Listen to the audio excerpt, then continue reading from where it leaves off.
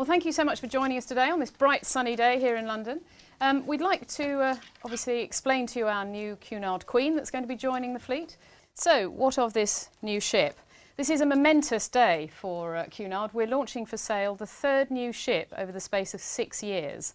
We had to wait 37 years after the launch of QE2 before our next new ship, which of course was Queen Mary 2.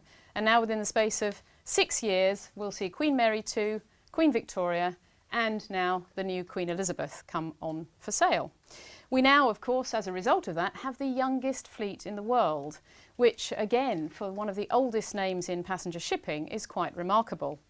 And of course, with these 3 ships on the ocean waves, with Queen Elizabeth joining them, we really can now talk about defining a new golden age of ocean travel.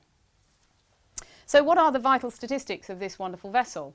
Well, her gross tonnage is just over 90,000 gross registered tonnes. That makes her smaller than Queen Mary 2, who's 151,000 gross tonnes, but just a little larger than Queen Victoria.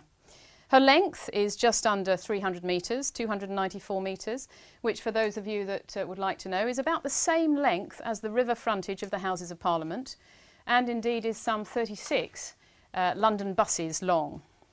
In terms of her breadth, she's 32 metres, and in fact with the bridge wings there she's 36 metres, and her maximum draft is 8 metres.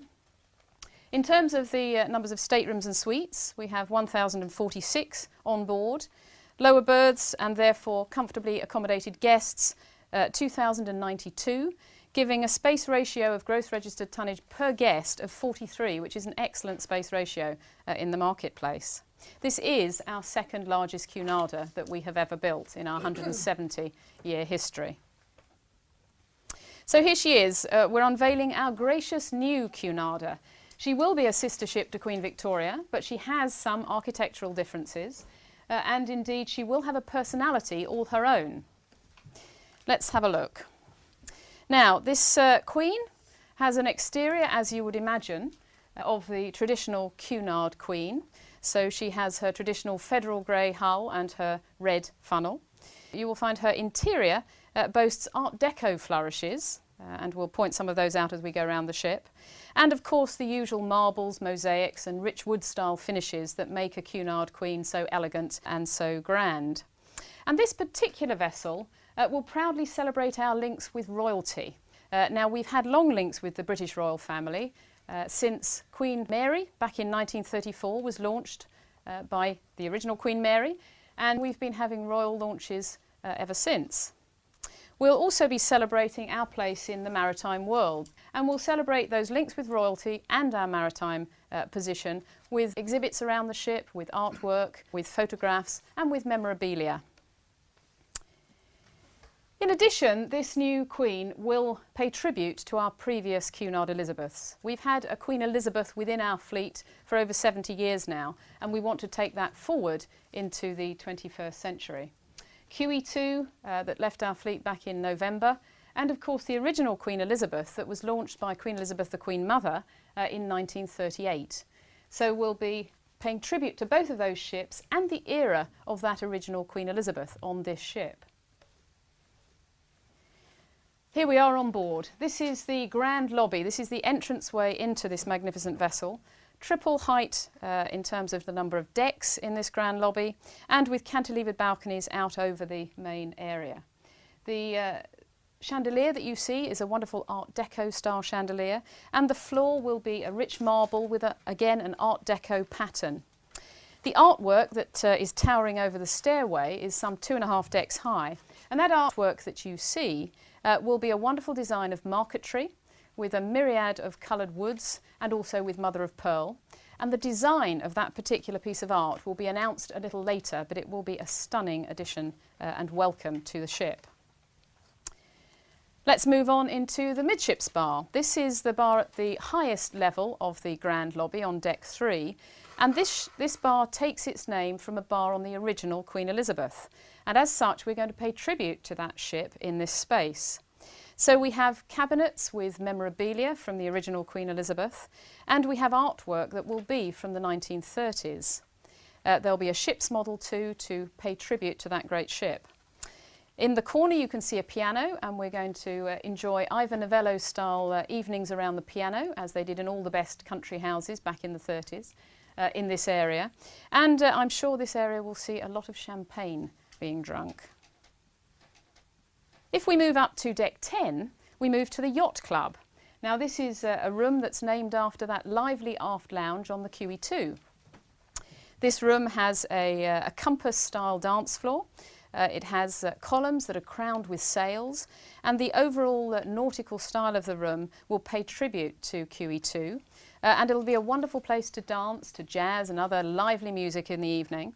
And during the day, the 270-degree windows that surround the room will make it a wonderful place for activities and for meetings. Let's move to the Queen's Room. This is a tradition on all Cunard ships. In fact, since the QE2, that was the first time the Grand Ballroom was named the Queen's Room, and now we have one on each of our ships. This is our double-height ballroom with a dance floor of 1,000 square feet, cantilever balconies looking down over the dance floor. And this room will be decorated. The rooms will show pictures and murals of views from royal palaces.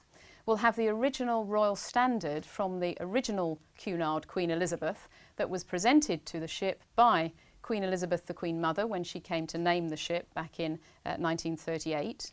And we'll have a collection of photographs of our royal namings ever since the naming of the Queen Mary, and also our royal visits that we have on board our ship. So it'll be a wonderful tribute to our royal family and our Cunard links to royalty.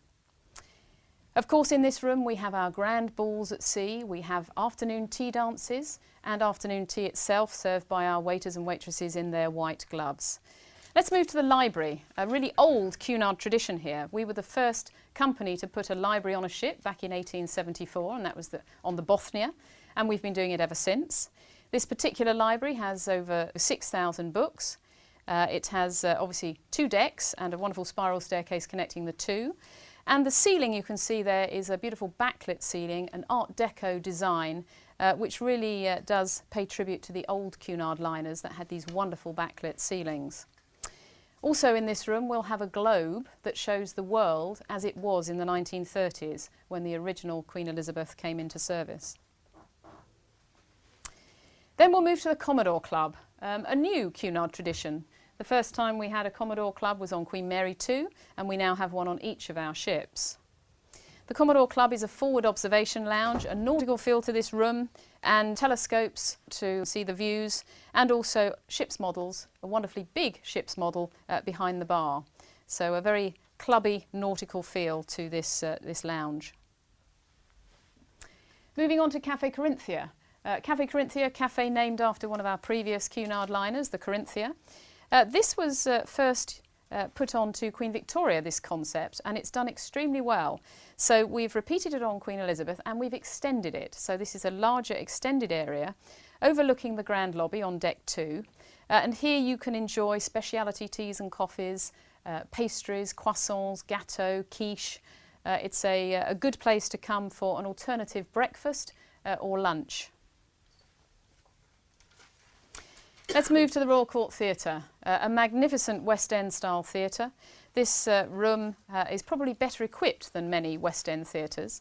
As you can see, it's decorated in a regal blue and gold.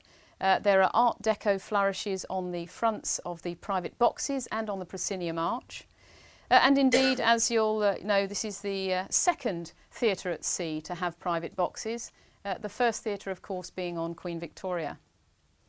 This room will be used for our West End style production shows, our Insights programme lectures, and indeed our RADA plays, the Royal Academy of Dramatic Art, as well as a cinema, so we can see films in this room.